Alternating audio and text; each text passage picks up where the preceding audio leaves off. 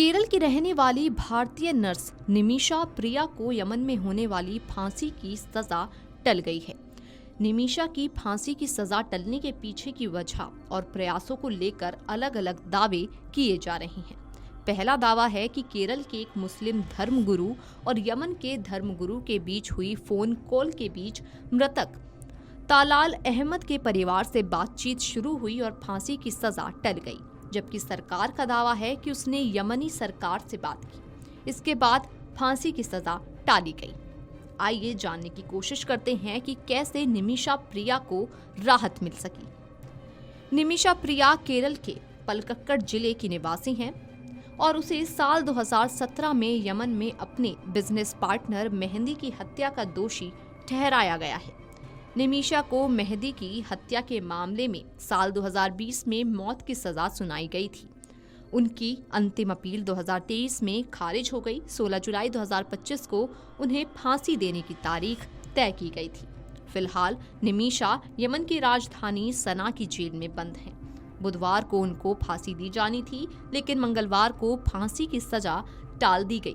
भारत की ओर से लगातार निमिषा प्रिया की फांसी रुकवाने की मांग की जा रही थी, लेकिन यमन में मृतक का परिवार इसके लिए राजी नहीं था।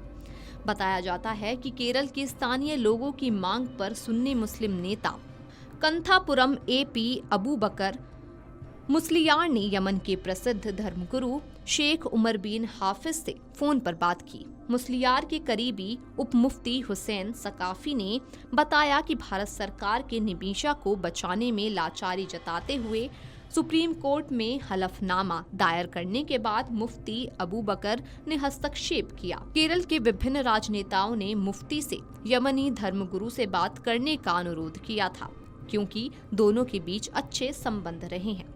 उन्होंने कहा कि इसके बाद मुफ्ती अबू बकर की बात को शेख उमर बिन हाफिज ने तवज्जो दी। उन्होंने अपने शर्गिदों को मृतक अब्दो मेहदी के परिवार से बात करने के लिए भेजा। कई दौर की बातचीत के बाद मृतक का परिवार फांसी रोकने और ब्लड मनी पर बातचीत के लिए सहमत हुआ। बताया जाता है कि बातचीत में अहम भूमिका मृतक के परिवार और यमनी धर्मगुरु के बीच सुन्नी आस्था ने भी अदा की। यमन की राजधानी सना पर शिया संप्रदाय से जुड़े हूती विद्रोहियों का प्रभाव है। इसके बाद भी सुन्नी धर्मगुरु शेख उमर बिन हाफिज ने के प्रभाव के चलते सांप्रदायिक सीमाओं को तोड़ा गया और फांसी की सजा रोकी गई। निमिषा प्रिया की फांसी की सजा टालने को भारत सरकार ने अपना प्रयास बताया है। विदेश मंत्रालय का कहना है कि पर्दे के पीछे निरंतर और चुपचाप प्रयास चल रहे थे। सऊदी दूतावास के एक अधिकारी ने बताया कि वो महीनों तक यमनी अधिकारियों के संपर्क में रहे।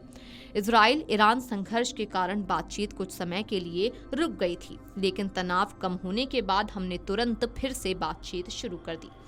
विदेश मंत्रालय के एक अधिकारी ने कहा कि क्या एक दिन में एक फोन कॉल के जरिए फांसी रोकी जा सकती है? ये लगातार प्रयासों का स्पष्ट परिणाम है। हम महीनों से सक्रिय हैं।